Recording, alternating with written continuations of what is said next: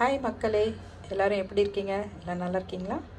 நான் இப்போ பக்கோடா பண்ண போகிறேன், திடீர் பக்கோடா. ஸோ எப்படி பண்ணுறதுன்னு பார்க்கலாம். 1.5 கப்பு கடலை மாவு, 1/4 கப்பு அரிசி மாவு, வெறும் மிளகாத்தூள் 2 ஸ்பூன், 1 ஸ்பூன் போகிறோம். ஸோ ஸ்பைஸியாக வேணும்னா நீங்கள் போட்டுக்கலாம். தேவையான சால்ட்டு. இந்த சோம்பு இஞ்சியும் நம்ம வந்து நசுக்கிட்டு அதில் ஆட் பண்ணிக்கணும். இதை ஆட் பண்ணிவிட்டேன். இப்போது இதில் கொஞ்சம் கருவேப்பிலை, இல்லை வாக்கில் கட் பண்ண வெங்காயம். நான் வந்து 2 வெங்காயம் சேர்த்துருக்கேன். ஏன்னா எங்கள் வீட்டில் வந்துட்டு எல்லாருக்கும் ஆனியன் கொஞ்சம் நிறைய இருந்தால் பிடிக்கும். நான் ஒரு 4 பல் பூண்டு கூட இடித்து போட்டிருக்கேன். இது பியூர்லி ஆப்ஷனல் தான், உங்களுக்கு வேணும்னா போட்டுக்கலாம், இல்லைன்னா விட்டுக்கலாம்.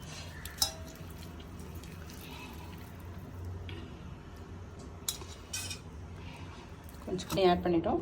பக்கத்தில் எண்ணெயை சூடாக்கி வச்சுருக்கேன். ஸோ கொஞ்சம் கொஞ்சமாக நம்ம வீட்டில் ஸ்டவ்வில் போட்டுடலாம்.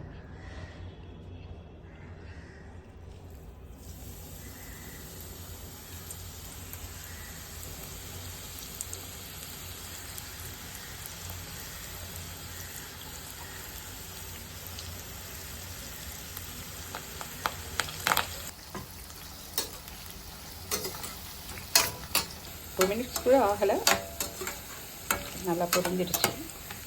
நம்ம பக்கோடா ரெடி ஆகிடுச்சு. நான் டீயோடு சாப்பிட போகிறேன். வாங்க சாப்பிட்லாம், எல்லோரும் வாங்க, டீ குடிக்கலாம், பக்கோடா சாப்பிட்லாம்.